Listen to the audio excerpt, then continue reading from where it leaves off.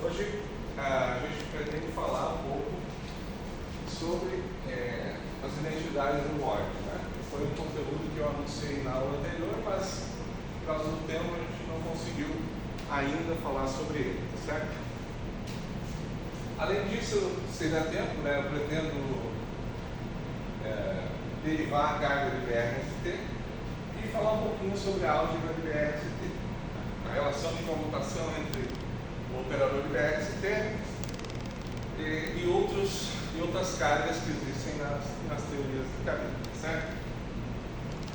Então, a gente continua no nosso capítulo 3, né, que é a BRST.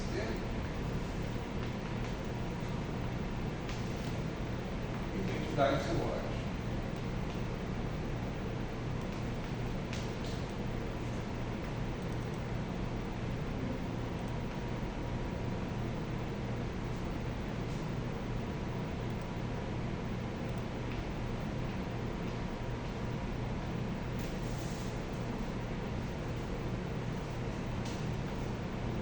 Então, eu já falei sobre a simetria BRST, tá? Já dei as transformações, já falei sobre o operador de BRST, né? O operador de hipotênio, tá? Agora falta falar um pouquinho sobre identidades de Word.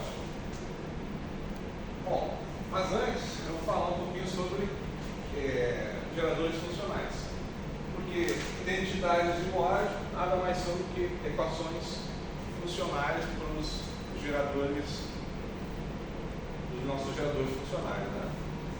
Então primeiro eu vou definir alguns geradores funcionais importantes, relevantes para as teorias de campo, tá bom? Então, vamos falar funcionais geradores.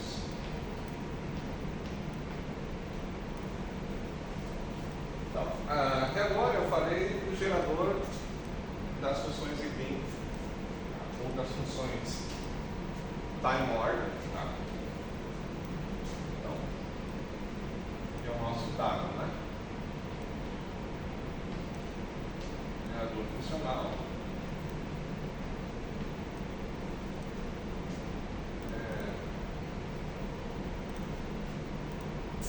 As funções de Green.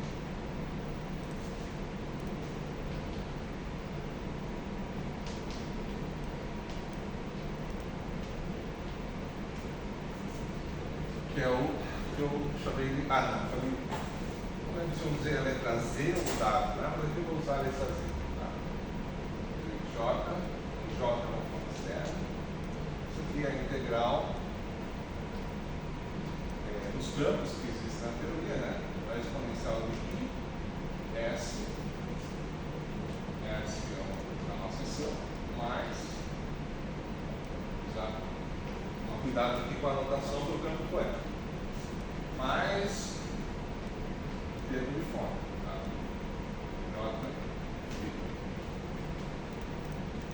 E aí a gente costuma normalizar esse funcional, né? Trazer de 0 ser igual a 1. Então, para isso, a gente coloca aqui uma constante. E acaba que essa constante aqui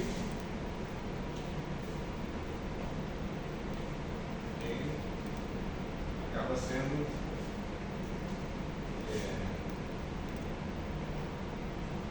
sobre essa integral aqui com a fonte tomada zero. Então, n na menos 1 vai ser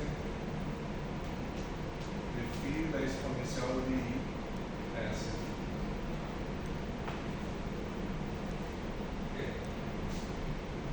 Então, esse é o nosso gerador funcional das funções de Green, também conhecidas como funções time order. Okay? Bom, as funções de Green, se a gente expressar elas em termos de diagrama de Feynman, se a gente utilizar lá a teoria de perturbações, a gente vai ter que esse gerador funcional é expresso em termos de diagramas de Feynman, né?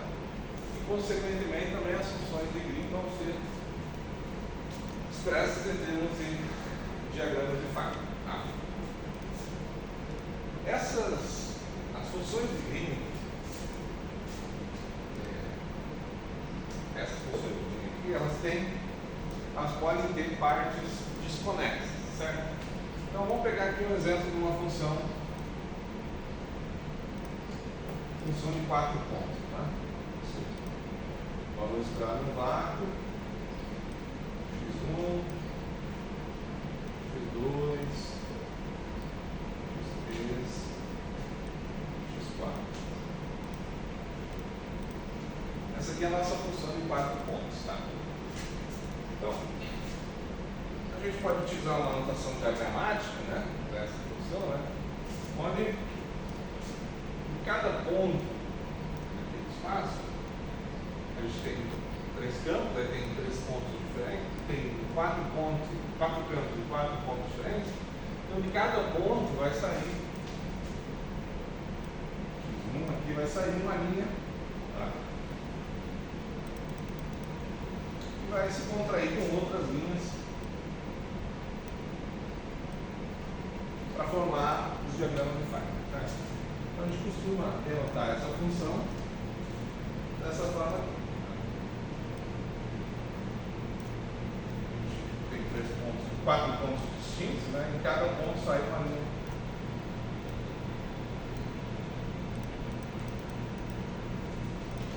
De cada ponto sai uma linha, certo? Se a gente pegar uma teoria lá, sei lá, pode ser teoria lambda Φ4, né? Teoria lambda Φ4, a gente tem vértices ali onde saem 4 campos, tá? Então a gente pode utilizar esses vértices da teoria lambda Φ4, por exemplo, e construir os diagramas de Feynman contraindo as linhas externas aqui com esses vértices. E vão surgir diagramas como esse aqui, por exemplo.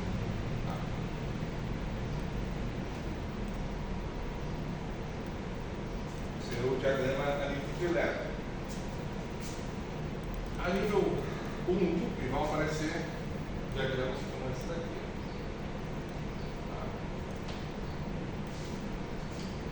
Esse daqui também. Um diagrama semelhante a esse aqui, só que com essas duas pernas trocadas. Tá?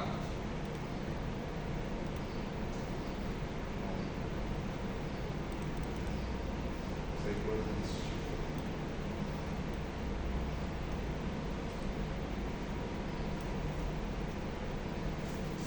São diagramas conexos, né?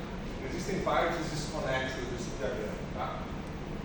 Mas também vão surgir diagramas que são desconexos, como esse diagrama aqui, ó.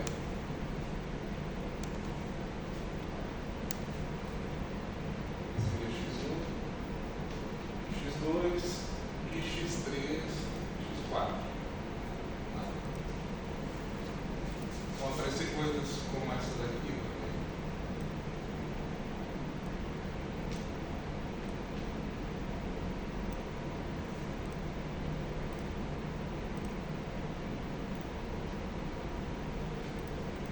Esses aqui são exemplos de diagramas desconexos, tá? Então, quando a gente calcula funções e essas funções aqui, existem diagramas que são conexos e diagramas que são desconexos, tá?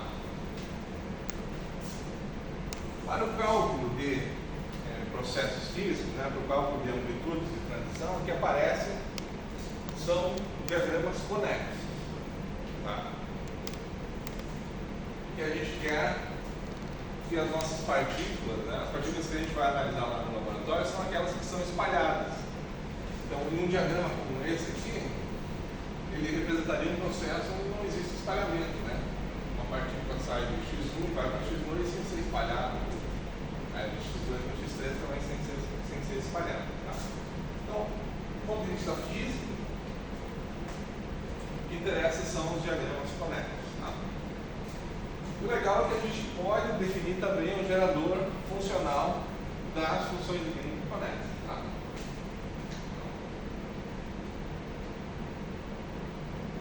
Existe um gerador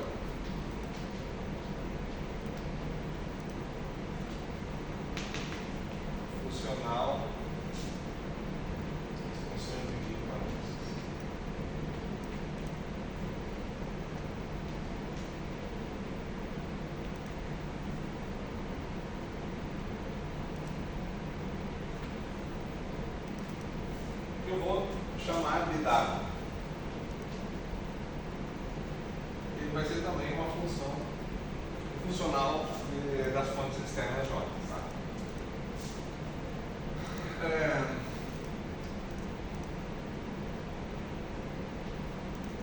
Então, WJ é definido como sendo menos I LN do CJ. Ou seja, né? De outra forma que eu prefiro utilizar, né? Que é que CJ é igual a exponencial de I. Tá?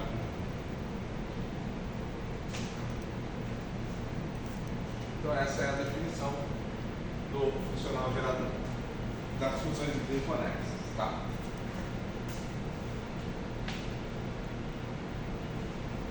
E vai gerar essas funções aqui, tá? Então a gente costuma denotar essas funções conexas com um rótulozinho aqui de conexas, tá?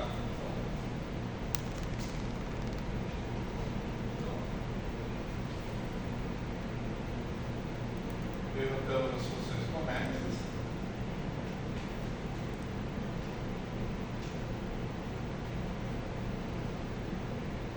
Então vai ser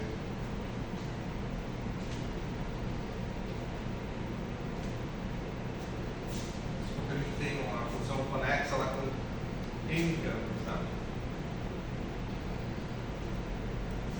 Então a gente vai colocar um índice C aqui.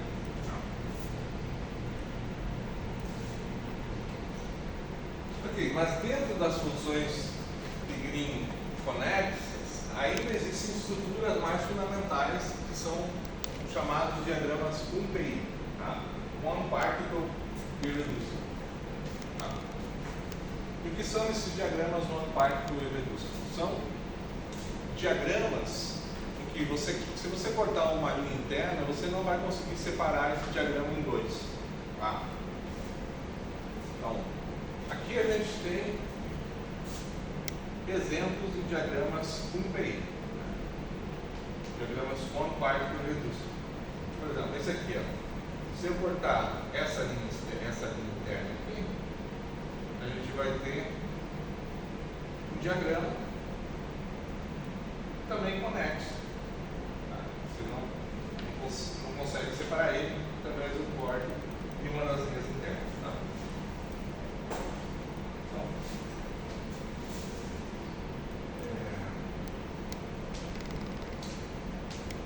Existem essas funções UPI, né?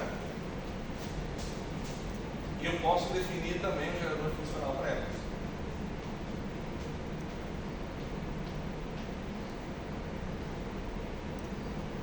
Então,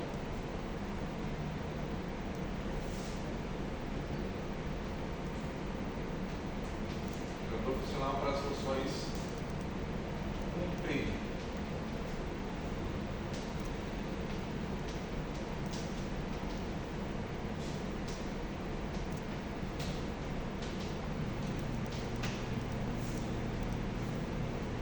Como é que eu obtenho esse gerador funcional que eu vou chamar de gama? Tá? Gama.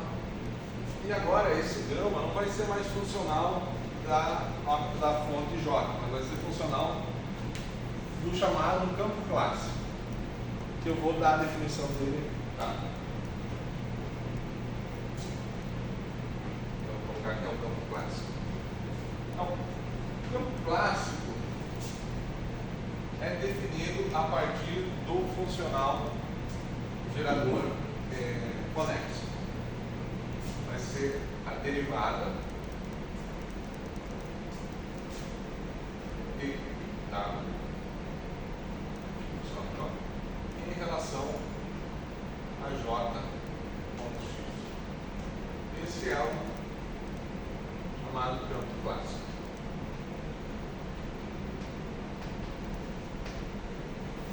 Essa é a definição do campo clássico. Aqui, para calcular o campo clássico, a gente não vai tomar J igual a zero. Tá? O campo clássico é definido em termos de J é diferente do zero. Tá?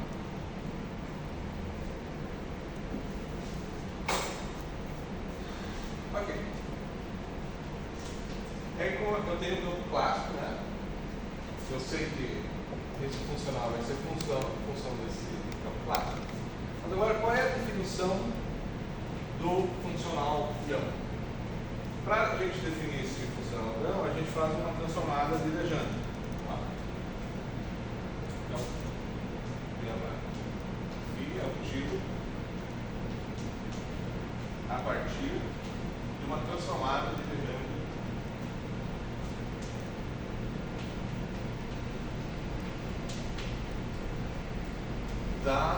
do nosso funcional dado, nosso funcional conecta.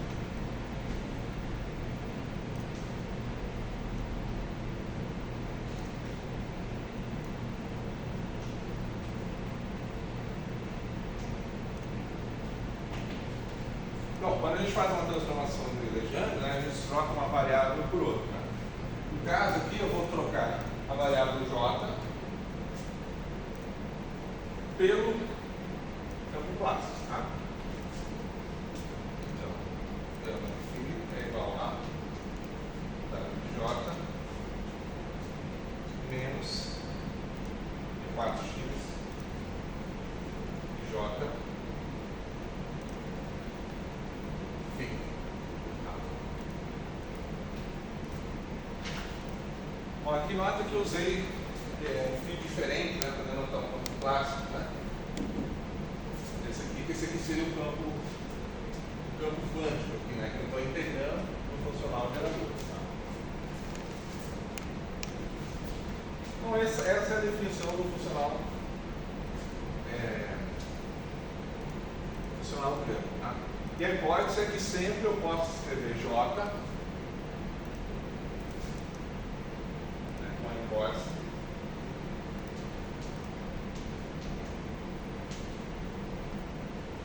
posso escrever J como uma função de φ. Tá?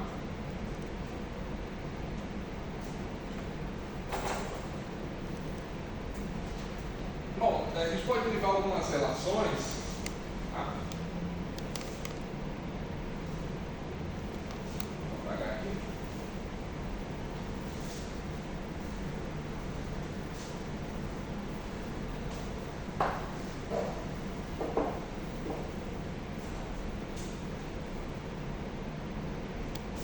A primeira relação que a gente pode derivar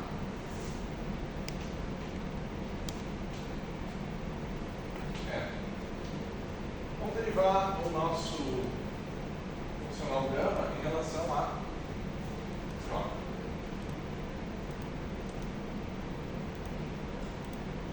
Desculpa, o nosso funcional gama em relação a φ, o nosso campo clássico.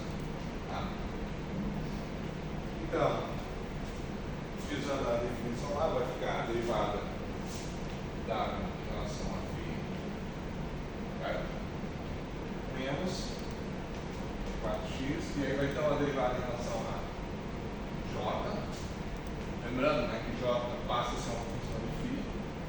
Aqui como eu estou derivando em x, eu vou integrar uma outra variável. Então, seria y derivar em φ de x. Aqui a gente tem φ de y. Aí eu vou derivar, agora nós vamos manter o J e vou derivar o φ. Vai ficar menos 4y J de y de φ y de φ de x.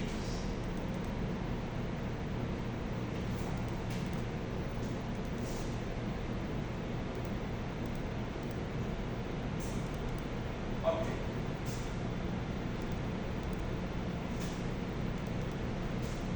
A gente sabe que o dado aqui, ele é funcional de J. Tá? Então, a gente pode utilizar para calcular essa derivada funcional a regra da cadeia. Tá? Vai ficar, vou introduzir uma nova variável, né? Já que é uma regra da cadeia funcional, derivada em J, em Y,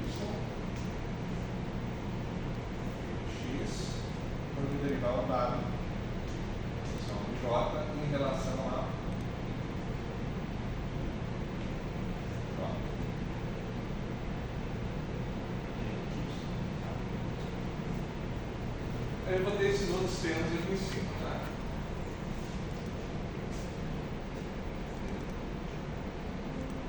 J, Y, X, Y, menos. Bom, aqui eu tenho uma derivada de um campo em relação ao outro campo, né? Isso aqui vai ser, como os campos são independentes, né? Vamos supor que aqui existisse mais de um campo, né? Ou tivesse mais de um campo, né? E eu estivesse derivando em relação a J. Né? Então só vai ser diferente de zero quando o campo I for igual a zero. Então apareceria uma delta em J, e apareceria também uma delta Y, né?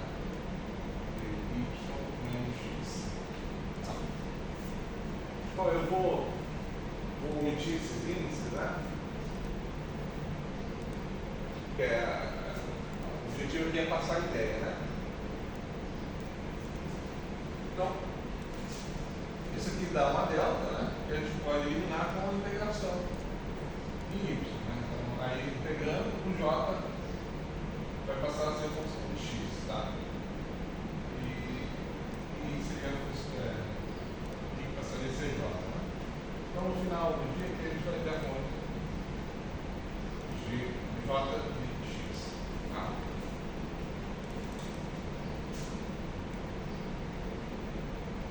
Ok.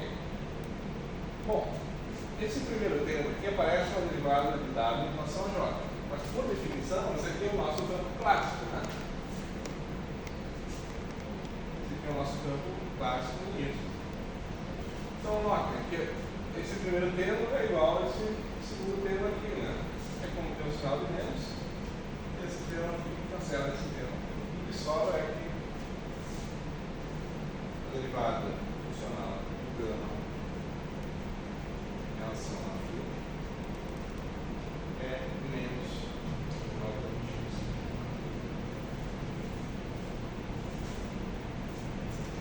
Isso aqui é uma relação importante que mostra justamente essa propriedade, né, da transformada de Legendre, né?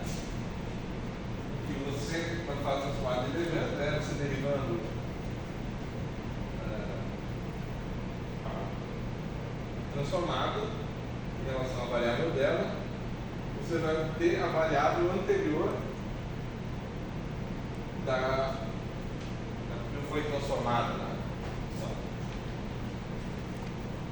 Essa é uma propriedade da transformada de Legendre.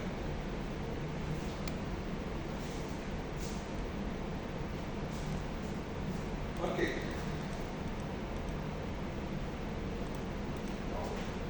Já introduzimos de maneira rápida os funcionais geradores, tá?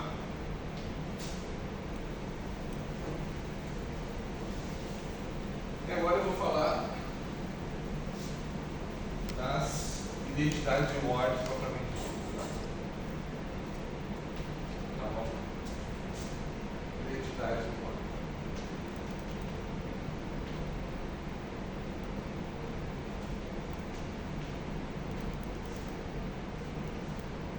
Identidade de Ward, como eu falei no começo, né, são equações funcionais dos geradores funcionais.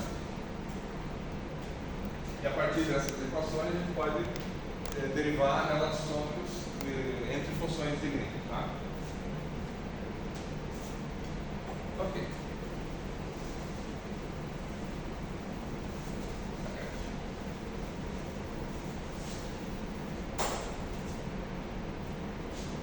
Então, a identidade de Ward são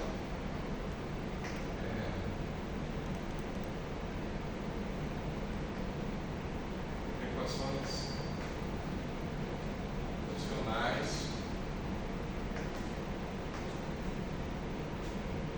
para os geradores funcionais.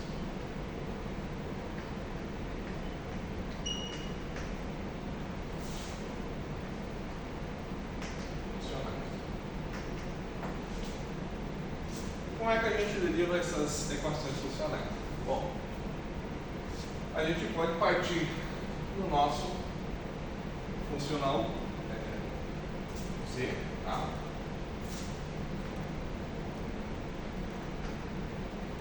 Que é integral no φ, exponencial de IS do φ, mais 4x de J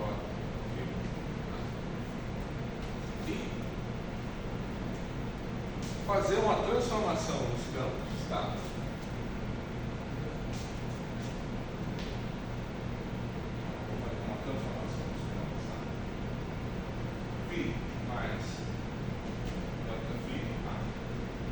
Aqui eu vou considerar só transformações funcionais, tá? Vou considerar só variações funcionais dos campos, tá? Não vou considerar transformações nas coordenadas também, tá? Dá para fazer, tá? Mas daí a gente cai num caso mais geral, tá? Vai um pouquinho de tempo, né, para a gente analisar. Tá? Então, como é que a gente deriva essas identidades de cor? Então, a gente parte da definição do funcional gerador, né? E imagina que a gente faz uma transformação no campo φ. Tá?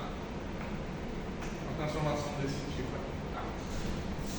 Como o funcional gerador está integrando sobre todos os campos, tá? Então, isso significa que o ZJ também pode ser escrito como a integral de φ', tá? Nesse campo transformado, né? A exponencial de IS φ', que é φ desse jeito, fininha, tá? Mais 4x J fininho. Então, isso é verdade também, né? Já que eu estou integrando sobre todos os campos, né? Então, esse campo aqui acaba sendo uma variável muda.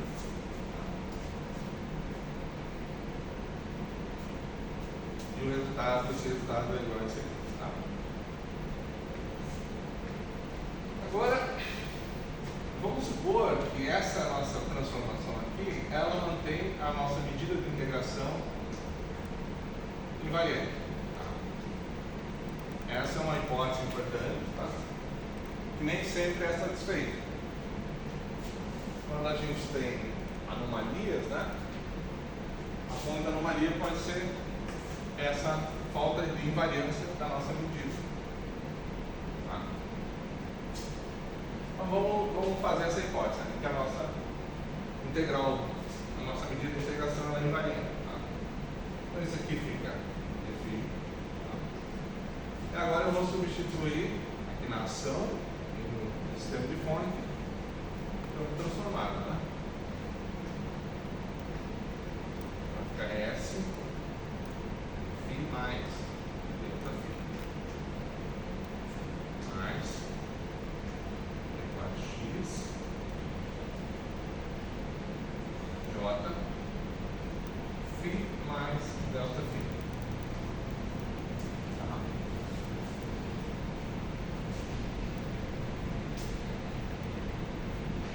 Agora eu vou expandir essa ação, né? Em torno de φ, tá? Até a primeira hora. Isso vai dar exponencial de I S de φ mais a variação em φ. Tá? Onde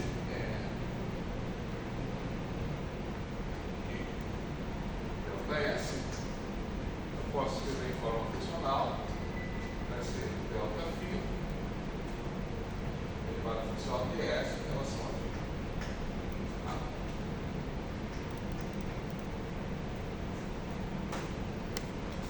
E aí esse outro termo aqui vai ficar mais φ mais 4x j delta A.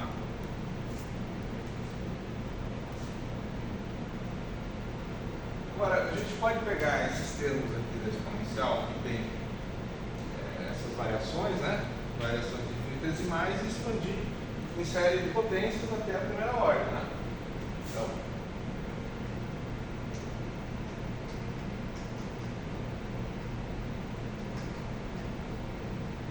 vamos expandir a exponencial de delta S mais delta 4x delta φ.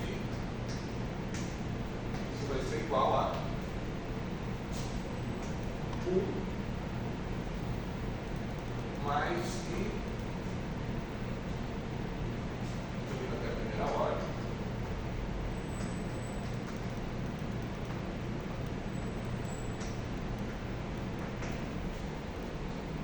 de delta S mais delta 4x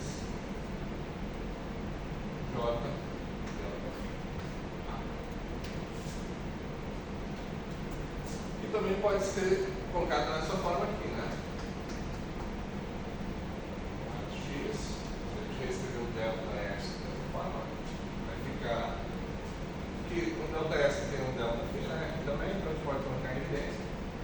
Vai ficar delta φ, delta S, delta φ,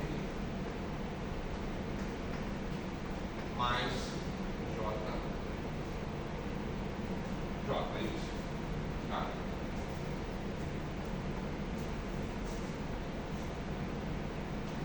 Então, expandindo até a primeira ordem, temos que Z de J vai ser igual a N. Aí o primeiro termo da identidade vai ficar delta φ exponencial de S mais J φ. Tá? E aí o segundo termo vai ter esse objeto aqui, tá? Vai ficar mais I, vou voltar isso para frente, né? N de φ exponencial de S 4x j φ. Bom, aí eu posso escolher, né? Esse termo interrompido. Vou deixar, vou usar essa primeira forma aqui, tá? Vai ficar S mais 4x j delta φ. Tá?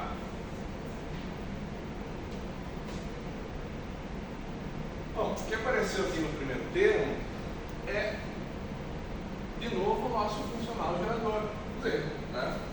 Então, esse aqui, o primeiro termo aqui, também é C de J. Tá?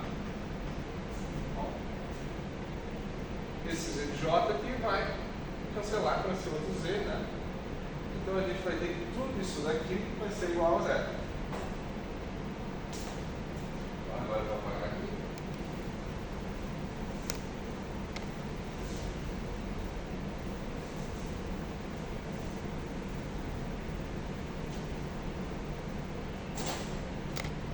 Portanto,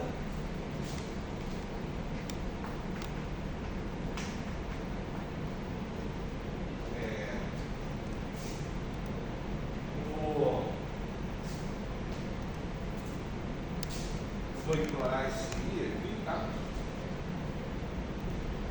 Então eu vou ter que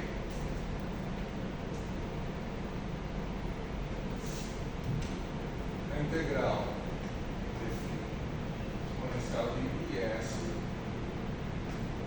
mais φ é igual a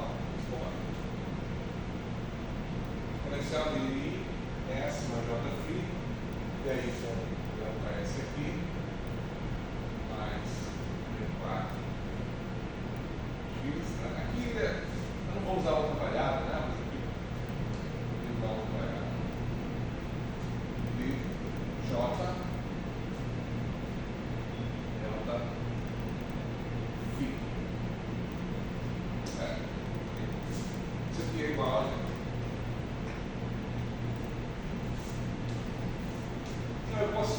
fechar ou girar o M aqui, né? É uma conceito de normalização, é muito fácil.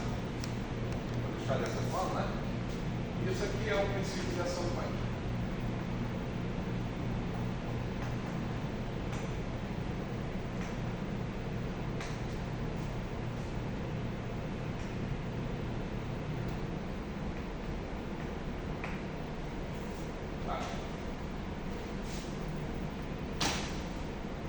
O que ele está dizendo para nós, né?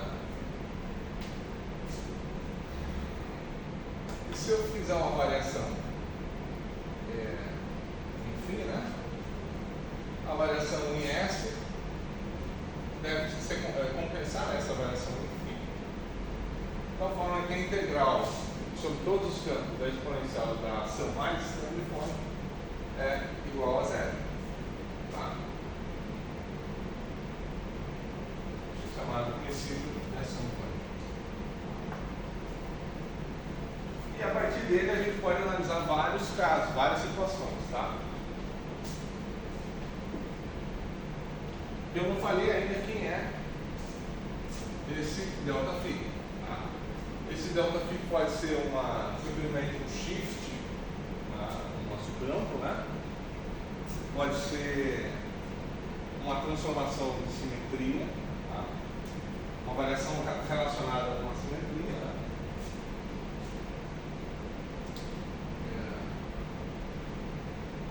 Então, mas esse caso aqui é o caso mais geral possível, né? Onde eu faço qualquer variação.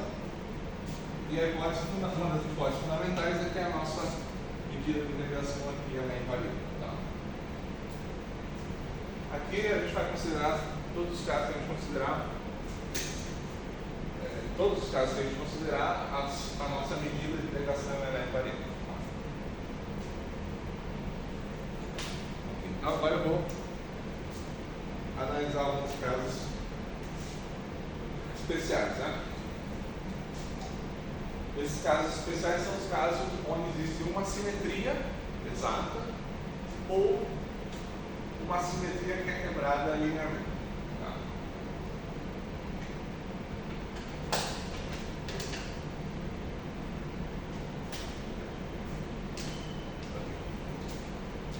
Então vamos analisar esses casos.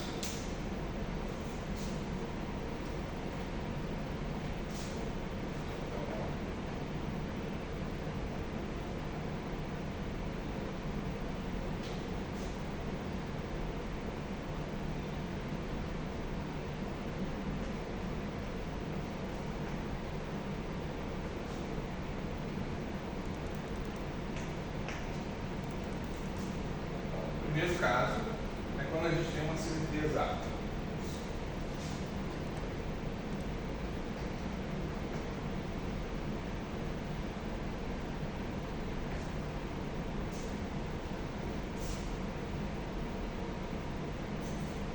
Simetria exata, aí vamos particularizar o caso em que as transformações são lineares. Tá? Vou colocar aqui o item A. Transformações lineares.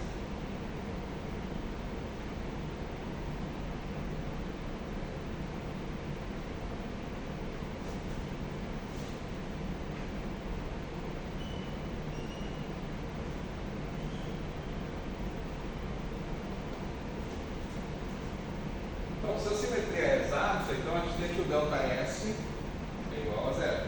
Certo? Se a gente voltar aqui para a nossa princípio da ação quântica, né? Esse primeiro termo aqui é zero. Tá? E as transformações são lineares nos campos. Eu vou parametrizar essa transformação como sendo menos I. Aí o parâmetro dessa transformação, vou chamar de ômega, né? Eu vou colocar um índice A. E aí eu vou ter o parâmetro para cada gerador, né? Essa transformação. Então estou supondo, né, que no campo φ ele se transforma, vou colocar um si, né? Vou supor que existem em campos, né? Vamos supor que esse conjunto de campos se transforma em relação a uma representação de um certo grupo. Né? Eu vou colocar IJ. Vou colocar uma outra letra. Vou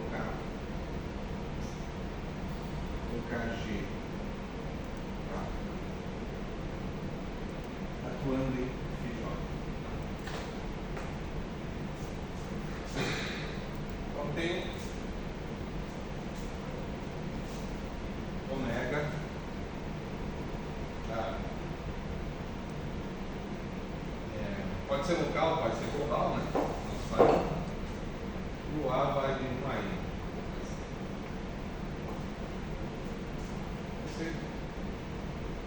No caso de uma transformação linear dos campos.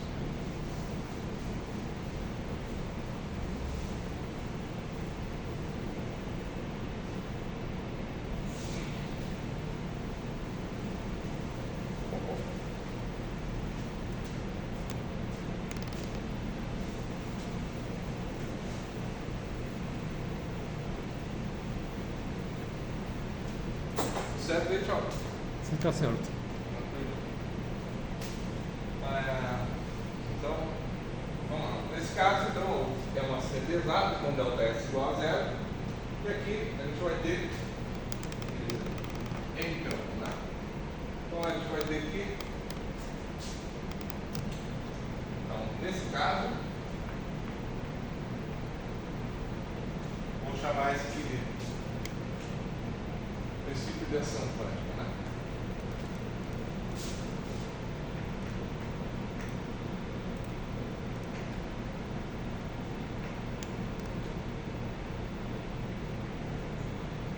Então vai ter que delta φ.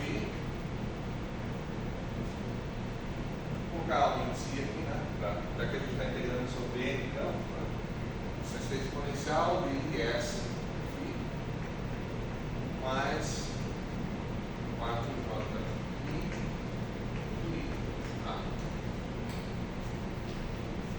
Aí vem a integral em D4 Y de J. Aqui eu vou colocar em K. JI, e aí a variação. Vai ser menos I, ômega A, GA, J, e FJ. Isso aqui tem que ser igual a zero. Tá?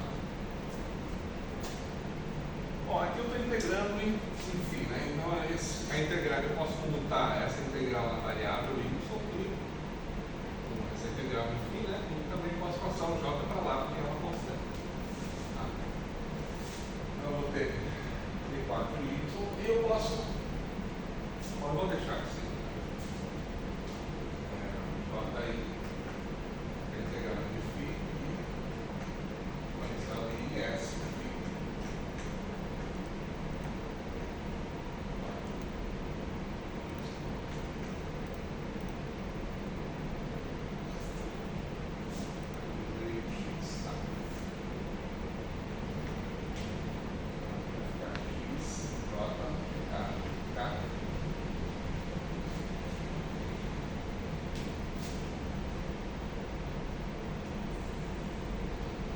Esse parâmetro eu também posso passar para lá, né? Assim como o gerador, né? A única coisa que eu não posso passar para lá, né? É o φ, né? Porque eu estou integrando em φ. Então vai ficar menos I ômega A GA J a integral em φ e a exponencial de S mais 4x J a K e φ J Y, né? Tem que ser igual a zero.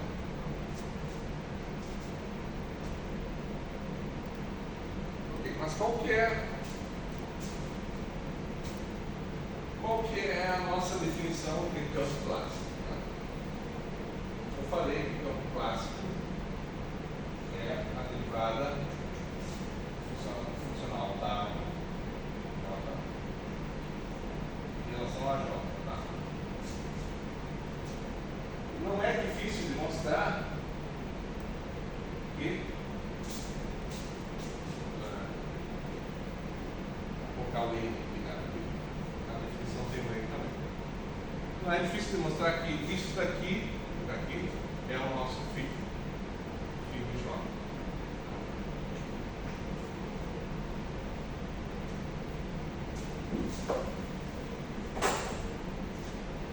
Então, significa que igual x J menos ômega A J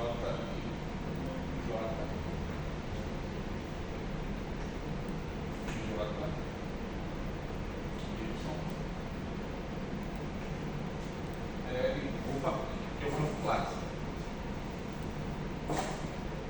O outro φ de J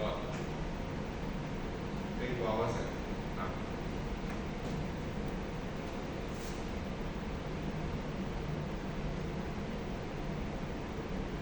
Ok.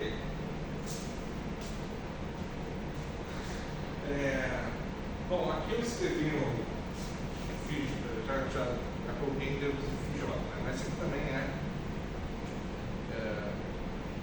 dW dJ J, né? Esse J. Então, aliás, eu vou deixar sem o campo clássico.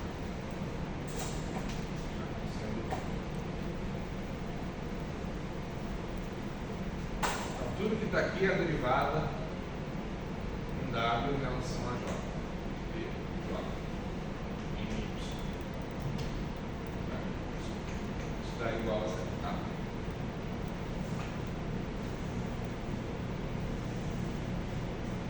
Bom, essa aqui é um exemplo de identidade do Ward para o nosso funcional gerador d'água. Né? Então, esse é um exemplo, né?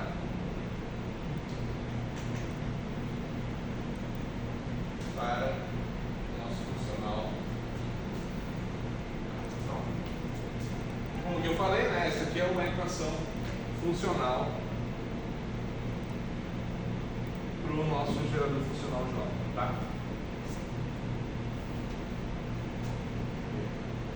Bom, aqui existem dois casos, né? Um é quando a simetria é local e outro é quando a simetria é global, né? Se a simetria é local,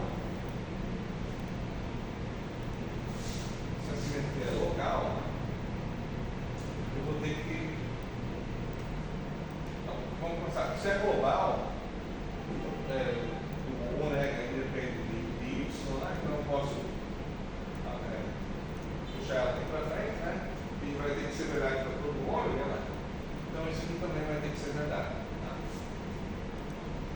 Se a simetria é global.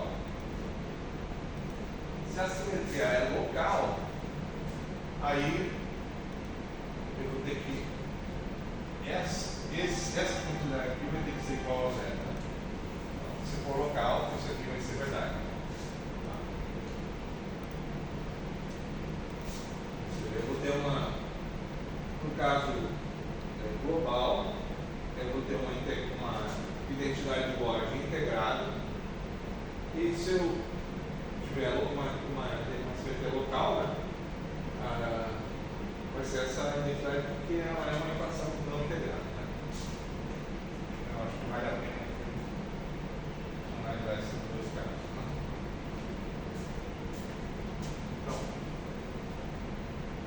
se a simetria é local, começamos em global, né? Então, se a simetria é global, né? Ou seja, ômega independe do nosso espaço, né?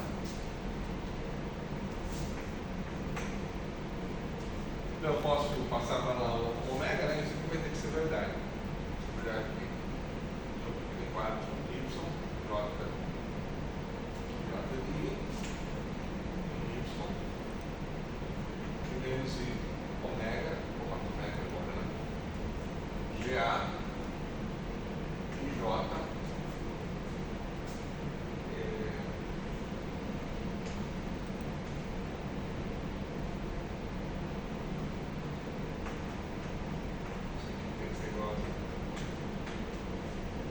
Primeiro caso.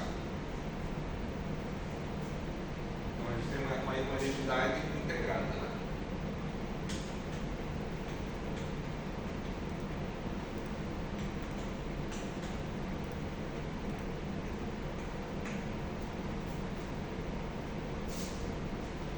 Agora, se a simetria é global, a simetria é local, já é alcançado, já. Ômega depende do ponto de espaço, então eu vou ter que essa quantidade aqui vai ter que ser zero. J aí menos I GA e J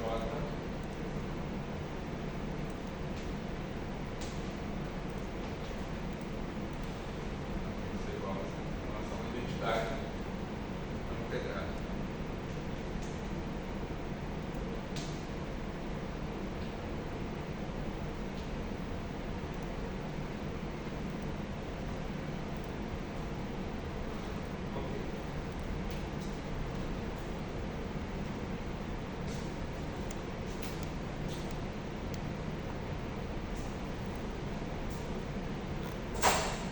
Bom, eu já tinha me antecipado antes, né? Tinha dito que isso daqui é o campo clássico, né? Isso aqui, por definição, é o nosso campo clássico. Né? Então, o que eu posso escrever? O que eu posso fazer é reescrever essa identidade em termos do funcional dado, funcional das funções numérica.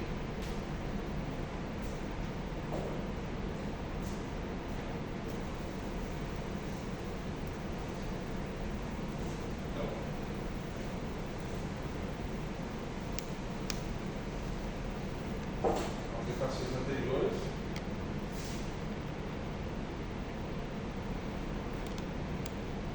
Podem ser escritas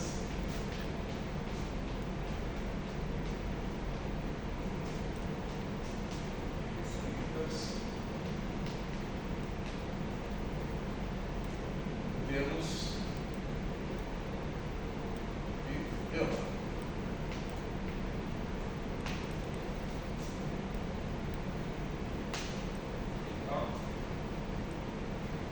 No caso global, então isso aqui vai ficar φ e o J, se vocês lembrarem, isso aqui é menos a derivada do gama em relação a J.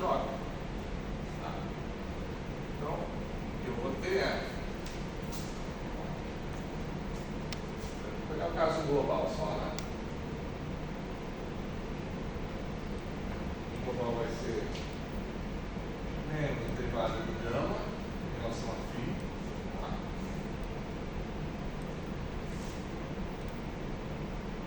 Isso, né?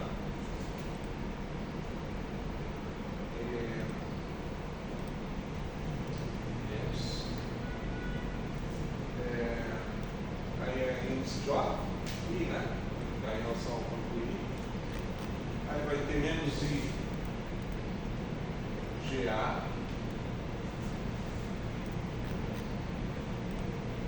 e J.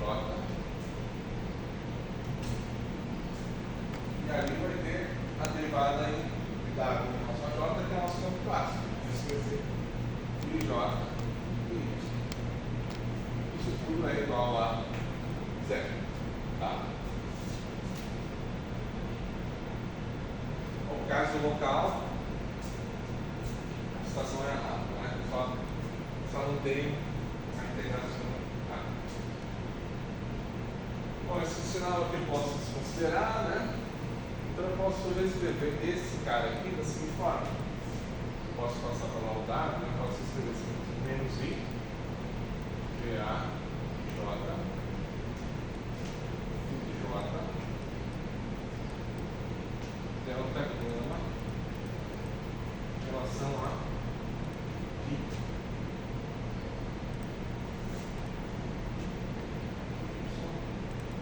Isso é igual a...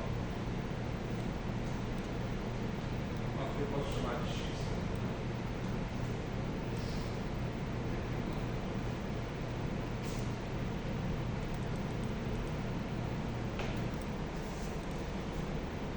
Ok, vamos montar o seguinte.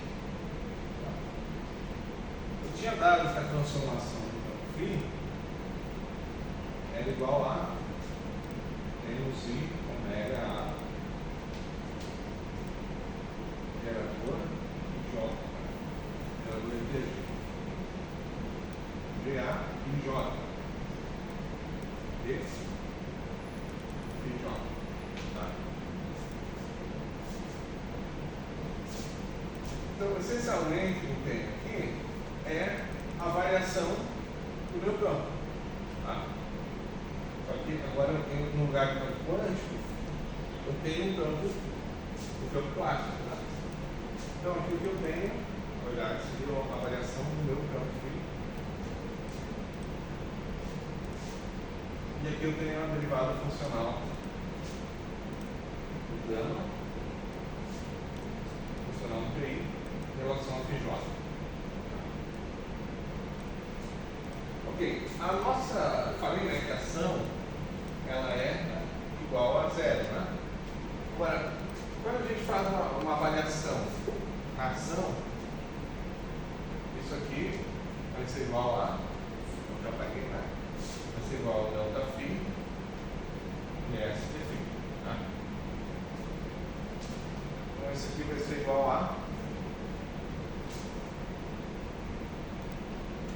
menos I omega A GA J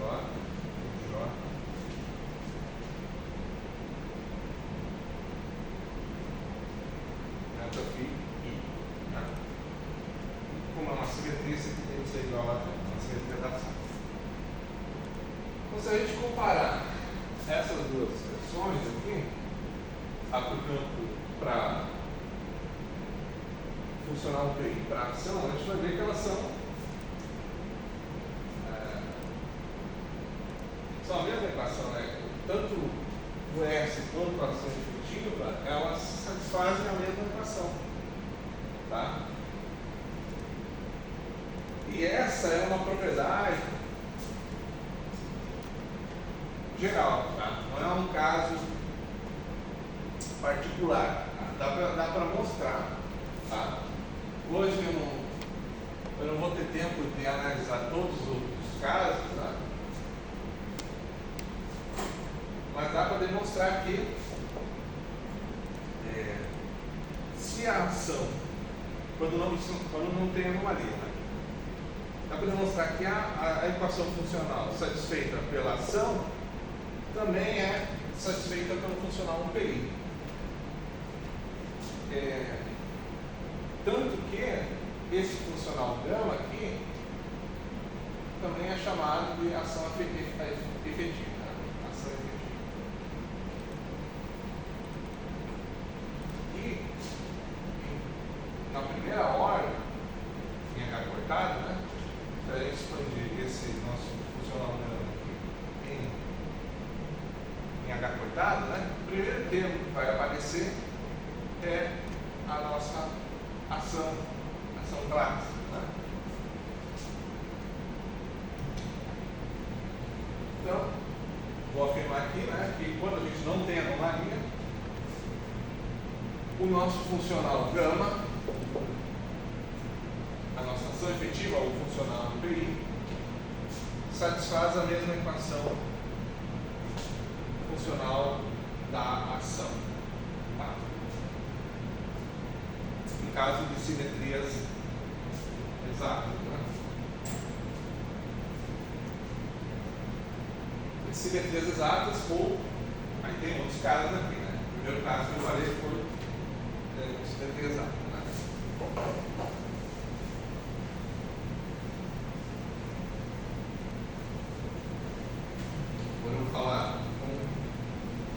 falar sobre simetrias em quebra linear. Tá? Então, a observação.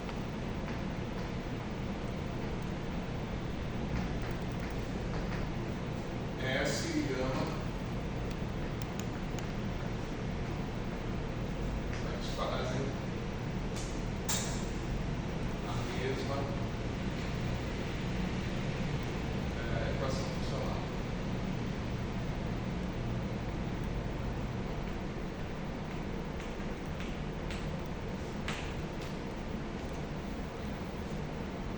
Então, no primeiro caso era com simetrias exatas, né? Transformações lineares, né?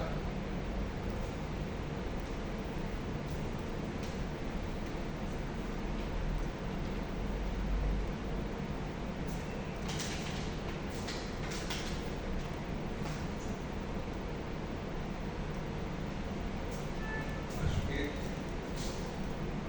era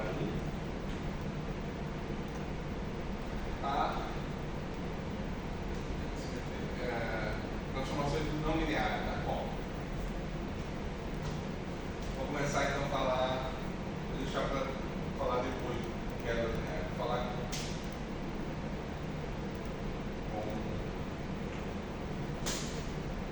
transformações não lineares, tá?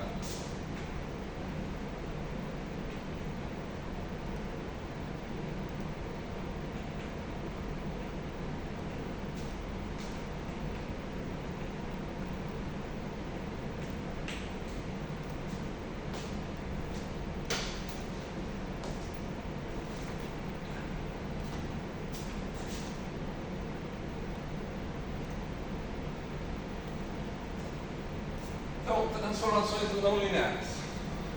O que são transformações não lineares? São transformações que têm mais do que um campo, né? Um exemplo disso são as transformações de DRST, né? Por exemplo, a transformação de DRST do campo Gauss, ele tem um produto do campo do Q. Tá? G, F, ABC, 2CB, CC. Esse é um exemplo de transformação não linear, né? Tem mais do que um campo, né? E aí, quando a gente tem na teoria transformações não lineares, se a gente quiser promover essas simetrias a nível quântico, a gente precisa introduzir essas transformações diretamente na ação acopladas a uma fonte externa.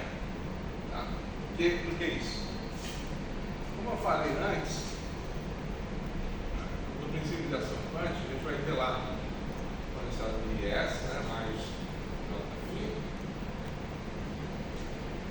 Aí a gente vai ter a variação da ação mais J, variação dos campos. Né? Isso aqui vai ser igual a zero.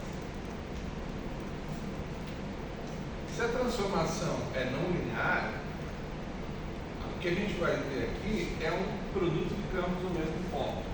Tá? Quando a gente tem produto de campos no mesmo ponto, a gente tem os chamados operadores compostos. A gente tem inserções de operadores compostos na nossa função, nas nossas funções de linha. E operadores compostos precisam ser tratados, tratamento especial para eles, né? Eles têm a sua própria renormalização.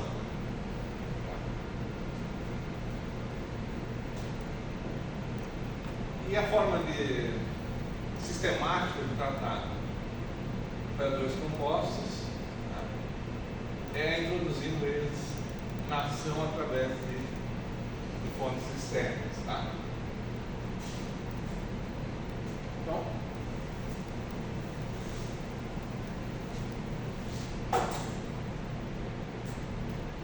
vamos supor que eu tenha lá na minha ação, na minha teoria, né, transformações não lineares, que é o caso da simetria DRST. Então, eu vou introduzir, vou pegar a minha ação, né, vou fazer uma modificação nela,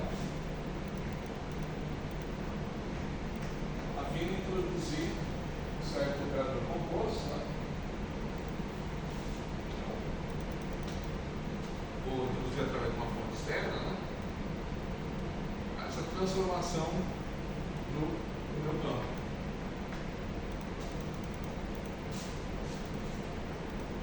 Ou I é uma fonte externa.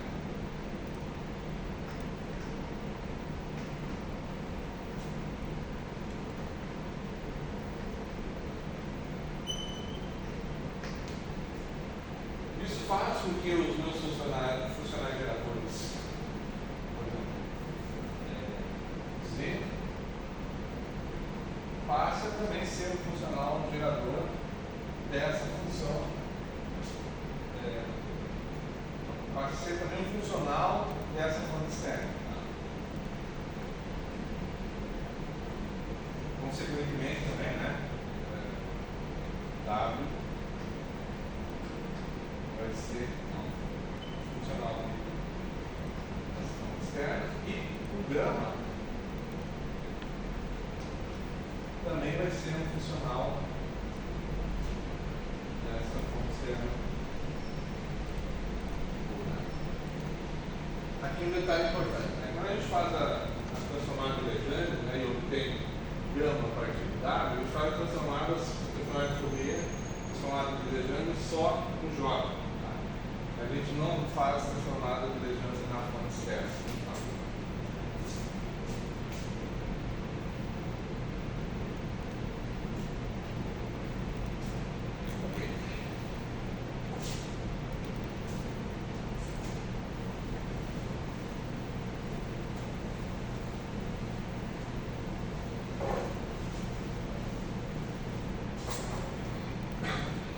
Qualquer outra hipótese que a gente vai fazer é que essa ação modificada aqui, com esse termo de fonte aqui, ele não quebra a nossa simetria. Tá? No caso da simetria BRST, isso vai ser verdade, né? Então eu vou introduzir lá a transformação do C, né? Ação acoplada com uma certa fonte S, né? S seria A. Eu vou acoplar essa transformação com uma fonte externa, né? E para que esse termo não quebre a simetria BRST, eu vou impor que S de L seja igual a zero, né? Que a nossa fonte não seja transformada. Né? Então, pela nilpotência do operador BRST, eu vou ter que SL, SSA mais LAS quadrado. Tá? Então, pela nilpotência, isso aqui é zero, né? E SL é igual a zero também, né? Isso vai dar zero. No caso da simetria BRST, esse termo de fonte aqui não vai quebrar a nossa simetria de BRST. Vai ser um ponto importante.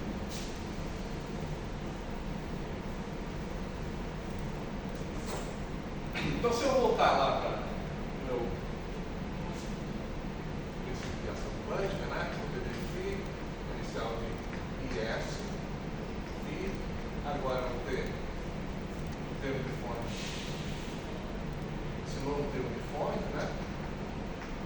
Bom, isso eu vou introduzir apenas as transformações que não sejam lineares nesse campo, tá? As outras eu não preciso. Mas bota aí, enfim, delta S mais a x delta φ J. J isso tudo aqui é igual a zero. É uma simetria exata, né? Então, considerando o caso de simetria exata, né?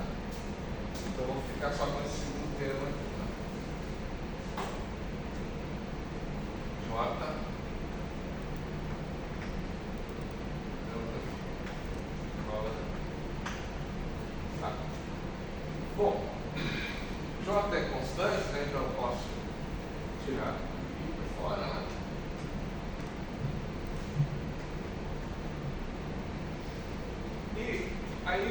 para esse delta phi dessa transformação, né? Mas eu posso obter essa transformação aqui derivando o meu funcional gerador em relação à minha fonte J, ou, aliás. Então, eu posso escrever isso aqui como sendo a derivada de Z, ou dado, né? Em relação a J, a O. Tá? Ora, também vai ser verdade que J dW depois é igual a zero. Tá.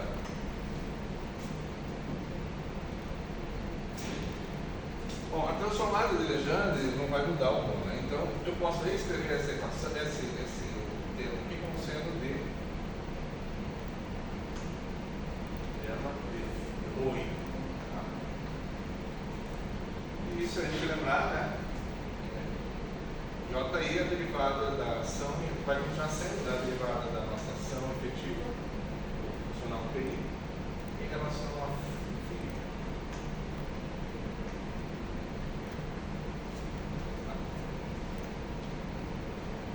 Então, essa aqui é a nossa identidade Word quando a gente tem transformações não lineares.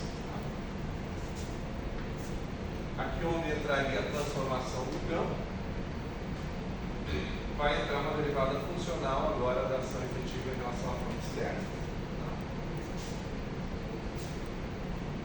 A gente pode fazer o exercício aqui, né? E mostrar que também a ação clássica também satisfaz a mesma equação funcional.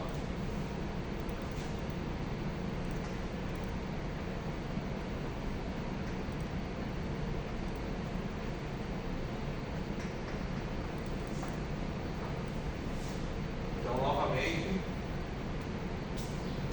isso aqui é verdade, então isso aqui é geral.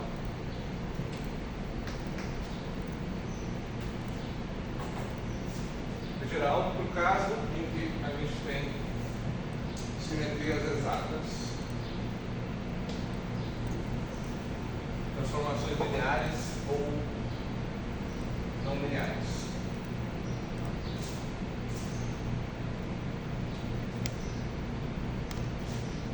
Agora existe um segundo caso importante, que é o das quebras lineares.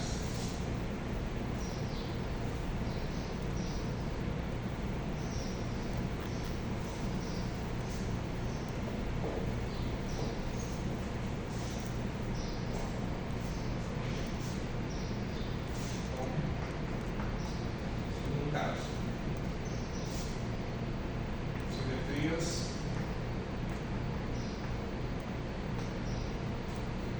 com quebras lineares.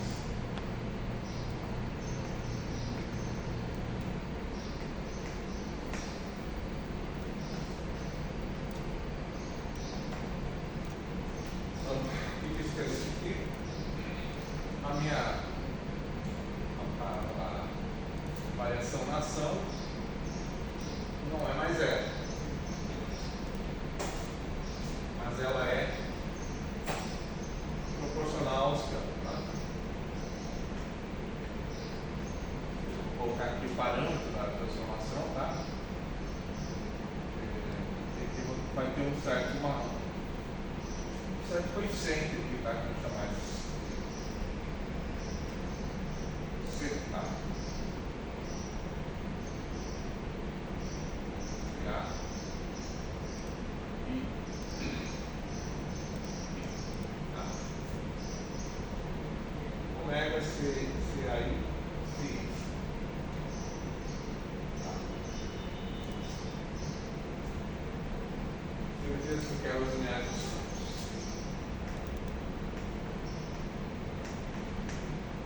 Os campos ou fontes, né?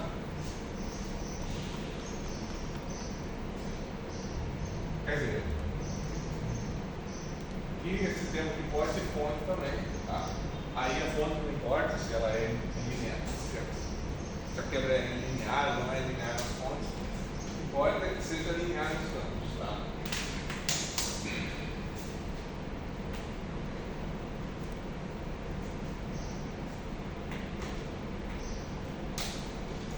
Como sempre, voltando lá para o princípio da ação quântica.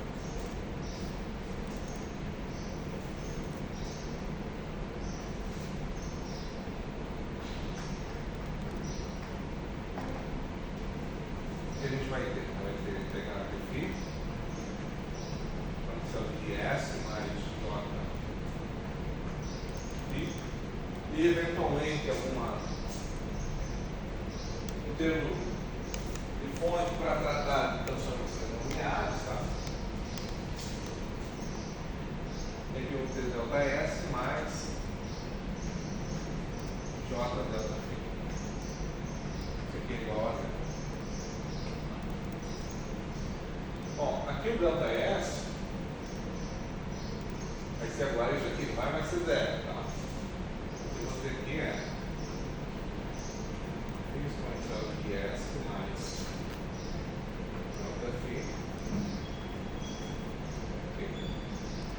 d4x ômega A CA e φ.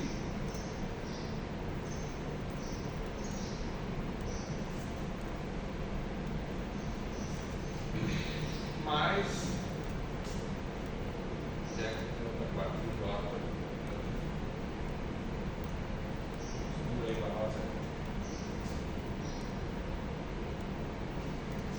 bom, esse termo aqui não vai mudar a forma como eu vou tratar a integral disso daqui vai ser a mesma, porque eu tenho tudo que eu fiz até agora, no caso sem quebra, né?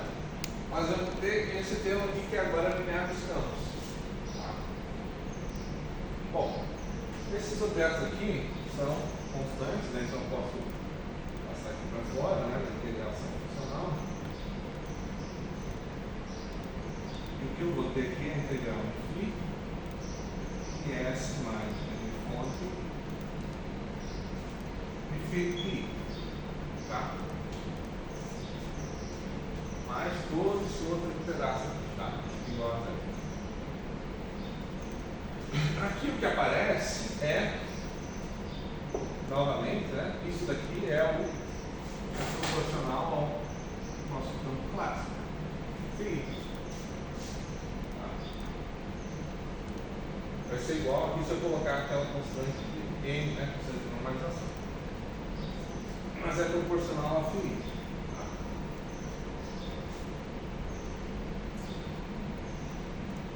Então, eu posso reescrever tudo, né?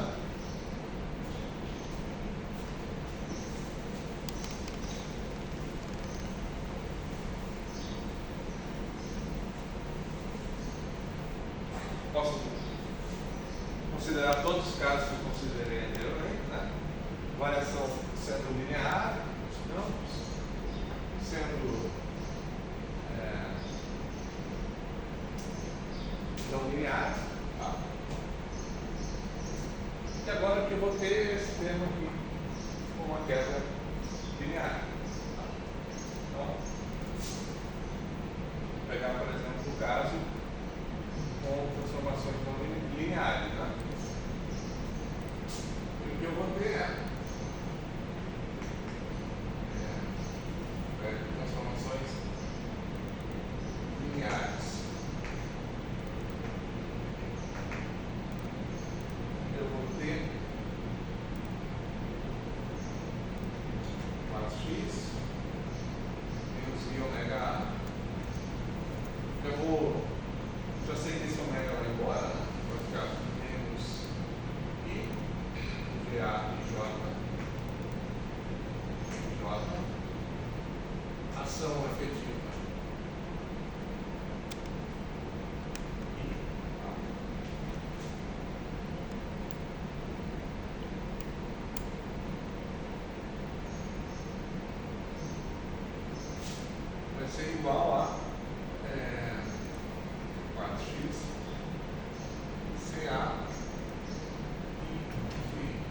Aí o fim, né, vai ser o campo clássico.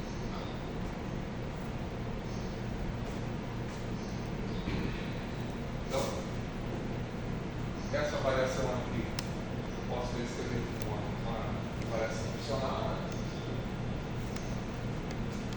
E aí o que eu vou ter aqui também o S e o gama satisfazem a mesma equação. Tá? Então esse aqui é um exemplo de quebra linear. Fica como exercício, né, para quem está vendo aqui, para tentar os outros casos. Né? Tá, agora, por que é só o caso linear que nos interessa? Né? Porque se a quebra for, digamos, quadrática aqui nos campos, o que eu vou ter é um operador composto aqui para a quebra. Eu vou ter a inserção de um operador composto. E aí, como eu falei, né, a gente vai ter que introduzir esse objeto na ação de partida. E aí eu não tenho mais uma equação simples, né? Aqui do lado direito eu vou ter uma outra quantidade né, que não é o análogo clássico, assim, né? Então, vocês estão vendo aqui que aparece lá é o análogo desse φ, né? Okay. Então já foram apresentados todos os casos, né? Quer dizer, todos os casos não, os casos mais importantes, mais relevantes que a gente vai fazer aqui, tá? Então agora a gente vai tentar derivar identidades do ordem do nosso modelo que a gente conseguiu, né, para uma certa teoria de calibre com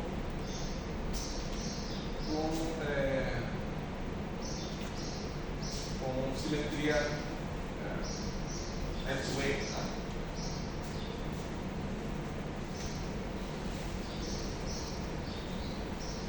Então, para concluir a aula, eu vou derivar algumas identidades do ordem para aquele modelo. Tá?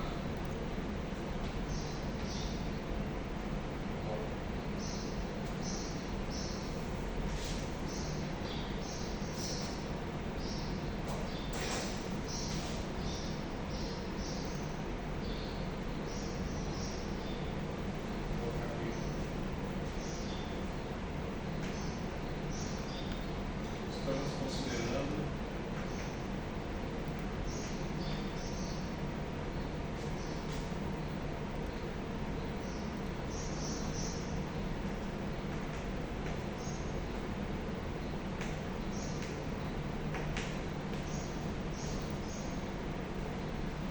a ação que a gente está considerando é o quê? É a nossa ação de envios.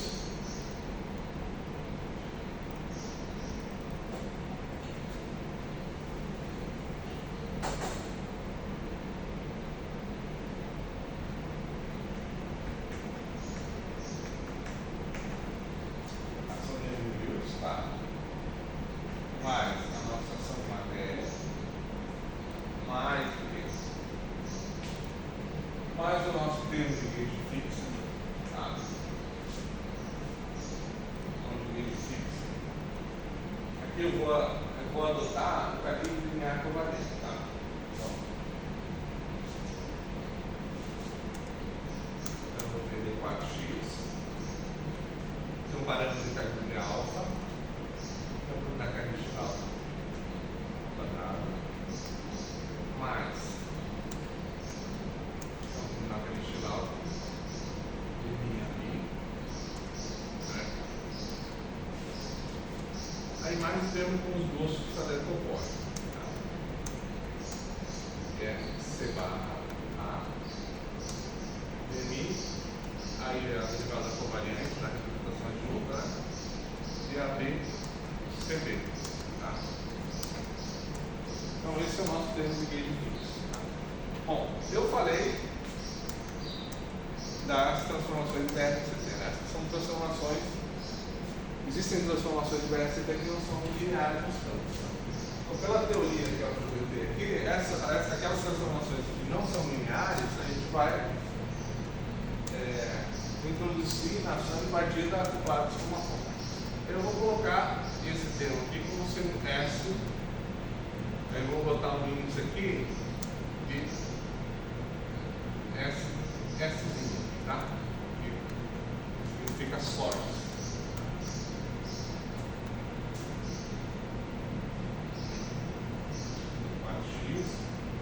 Bom, quais são as transformações que não são lineares? Tem a transformação do campo A, né? Então vamos formular com uma certa fonte externa, A, S,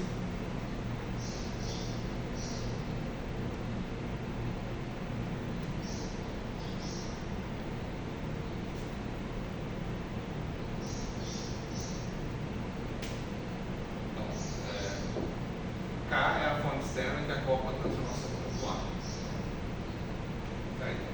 Aí, para outra transformação, é a transformação dos campos de matéria. Né? A transformação dos campos de matéria tem que menos I, CA, PA, PJ, FJ. PA é o nosso gerador SUN. Seu ghost e fiel campo. Então a gente tem produto de campos aqui, não é linear. Então, vou produzir uma fonte para esse campo, né? Para essas transformações, que eu vou chamar de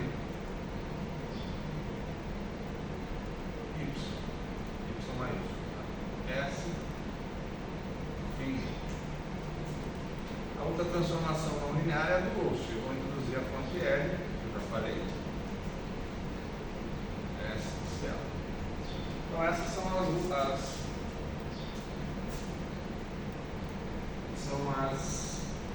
transformações não lineares.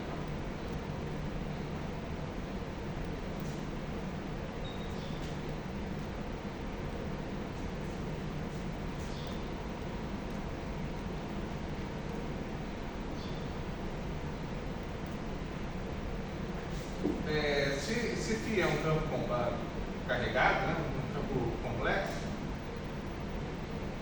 eu vou também ter que introduzir a transformação diversa desse campo complexo acoplado a uma fonte. Tá? Vamos deixar por enquanto assim. Tá? Então, K, Y e L são fontes externas. Tá? E a nossa ação ela é equivalente de BRS. Supondo que S, K, S, Y e S e L são zero.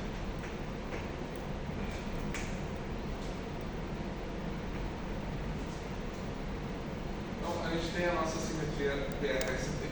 Tá?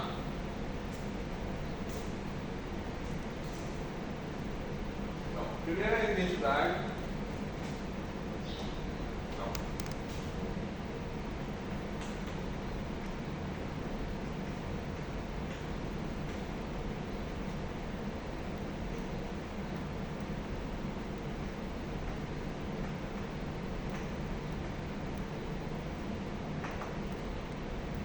a primeira identidade que a gente pode derivar para essa ação é a identidade 99T.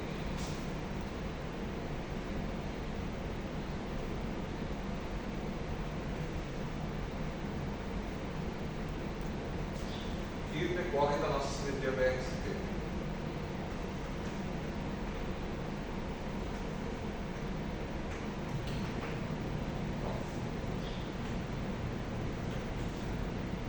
A identidade do anal de PT vai ser DS. Vou escrever aqui para a nossa ação S, tá?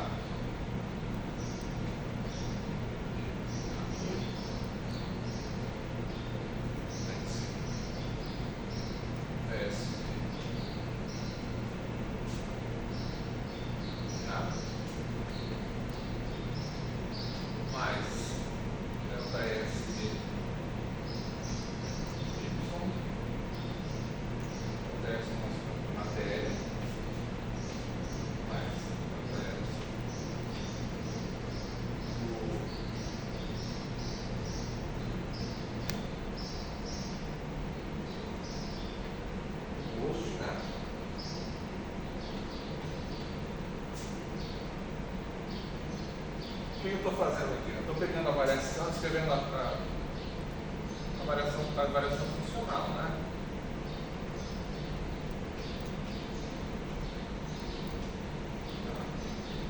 Agora, a variação funcional aqui, como é não linear, vai ser escrito como sendo a derivada em relação à fonte, né? No caso do A, do φ e do S.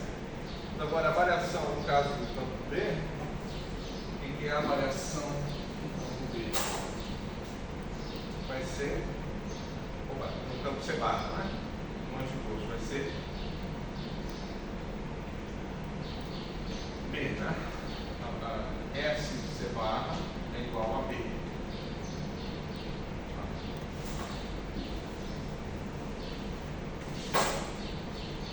E aí eu tenho isso, né? Nenhum outro campo se transforma, né? Quer dizer, a variação de B, que é o outro campo que tem na teoria, o S de B é zero. É zero, então aparece. Isso aqui é igual a zero.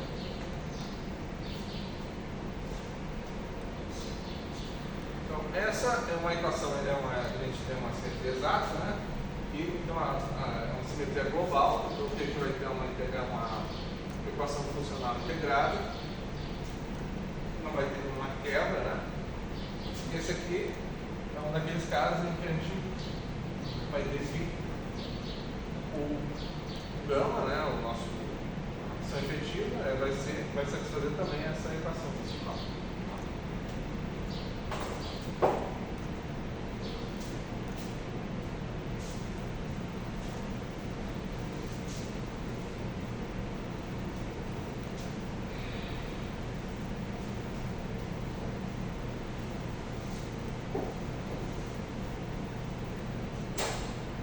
Então, a primeira identidade é a not taken, né? A segunda é a identidade número de Gauss, tá?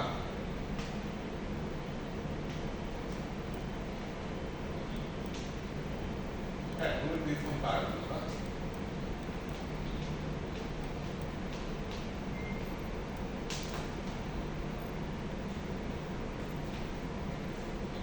Bom, notem que C e C barra vai sempre juntos. Vai sempre aos pares, tá? Uma das razões é que a ação aqui, essa, ela tem que ser uma quantidade real, né? Então, como aparece sempre em pares, né, eu posso fazer uma transformação global, né? Definir uma carga para cada do Gauss e do anti-Gauss, né? Eu posso fazer a seguinte transformação, né? C vai exponencial de menos um certo parâmetro, C, e C barra vai exponencial de um certo parâmetro aqui, né? Vou colocar C barra, tá? Então, a variação disso, vou colocar. Então, S é invariante em relação à transformação global.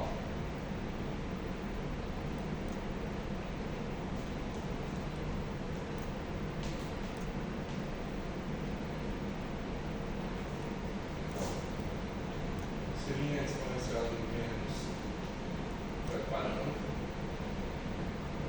certo?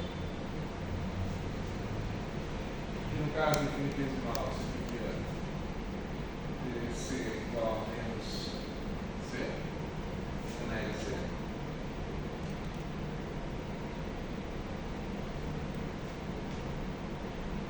E o C barra, posso colocar como exponencial de omega C barra A.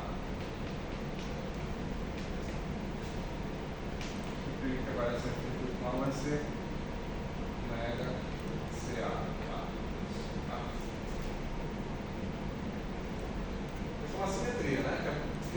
lá esse fato que eu falei, né? Que C barra às vezes não aparece nas páginas.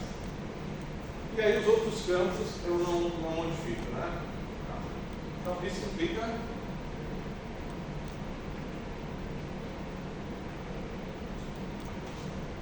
na seguinte equação para S, que é CA, então pega CA menos C barra A, delta S, C barra A, igual a zero.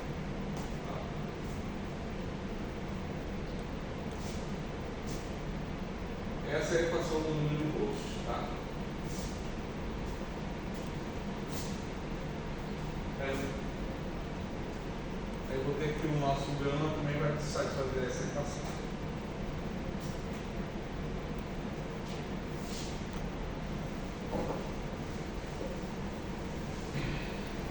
Aí eu tenho as equações de movimento, né?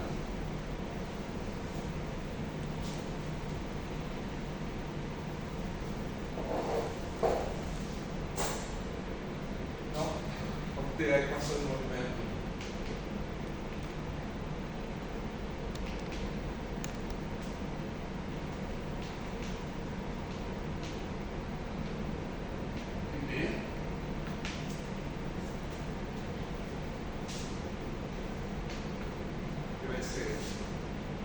Delta S, delta VA.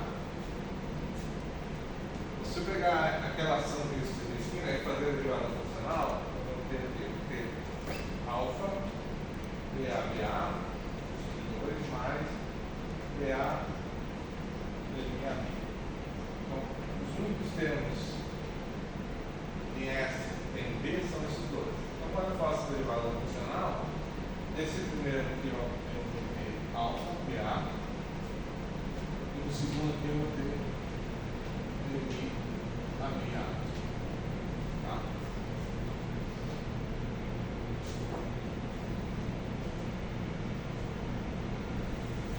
Essa também é uma identidade Bohr que decorre do shift que eu faço, uma variação que eu faço na ação, né?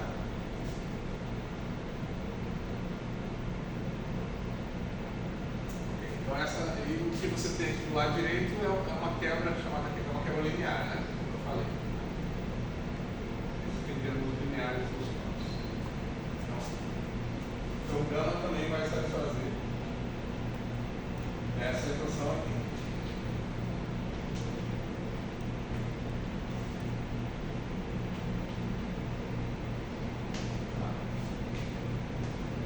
E a última equação é a equação do antifantasma.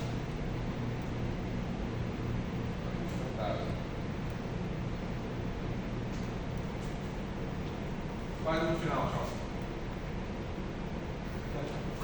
Vai ficar muito longo o vídeo, né? Não, pues não tanto. Normal. Tá. É que essa é a penúltima aula, né? Então semana que vem vai ser a última aula, né? E aí, para poder fechar o curso, né? Do jeito que eu gostaria, né? Eu vou terminar de falar dessas identidades de ordem agora. Não, tá. Então, equação do antifantasma.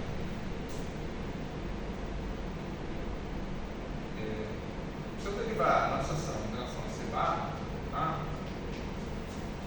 Quais são os termos da ação que tem o C barra? Aquele termo com o Fadel Popov, né? Traduz Fadel Popov. CB. Se eu derivar a ação em relação a C barra, vai aparecer esse cara aqui. Vai ficar dmi derivada corrente AB, CD.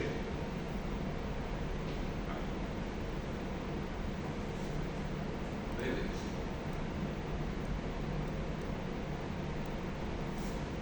Então, o que eu tenho aqui, esse é o único termo que tem C barra. Então, o que eu tenho do lado direito é um termo que a derivada coerente tem o A, eu vou ter um termo tem uma quebra não linear. Tá? No entanto, o que vai aparecer aqui é a derivada por n de C, que é o S de avaliação do nosso arco. Certo?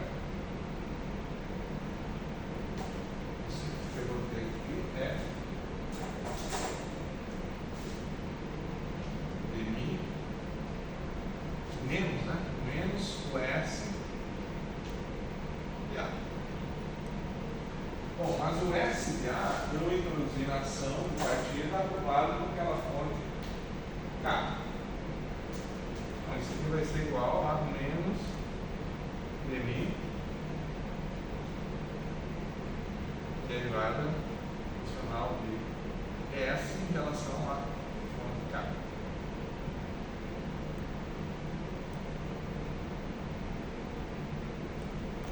Tá? Então, posso passar aqui para o lado direito, eu vou ter ds de sigma A mais dmi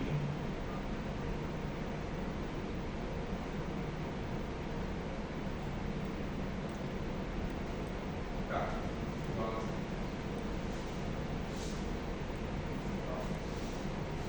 Essa aqui é uma identidade de Ward e essa aqui também é uma identidade de Ward. Essas duas aqui não são integradas, né? Então, fica como exercício para o leitor não, para o ouvinte, né? Para quem está assistindo, encontrar quais seriam as transformações que levam a essa identidade de Ward. Como ela não é integrada, então isso deve vir para uma transformação local. Tá? Então essas são as nossas identidades do Ward para o modelo que a gente está considerando, né, que é um modelo bem geral, né, uma teoria de calibre, né, tem o SUN, tem matéria. Tá? Bom, então na próxima aula eu vou falar um pouquinho sobre a carga de BRST e a álgebra de BRST. E eu vou usar essas identidades do Ward aqui para obter informação sobre os estados assintóticos que existem na teoria. Tá? A partir dessas identidades do Ward, eu vou derivar relações entre as funções de Green, tá? Alguns resultados exatos para essas funções de Green, que vão indicar a existência de estados assintóticos. Tá? E com esses estados assintóticos, eu vou mostrar que aquele espaço físico que eu falei, né, na aula anterior, é definido pela homologia do operador do BRST. Vou demonstrar que esse espaço físico aqui tem um produto interno semi-positivo. Tá? Com isso, eu vou ir com a ermeticidade da minha hamiltoniana, eu provo que a teoria ela é unitária. Tá? Então, por hoje era isso. Obrigado pela atenção.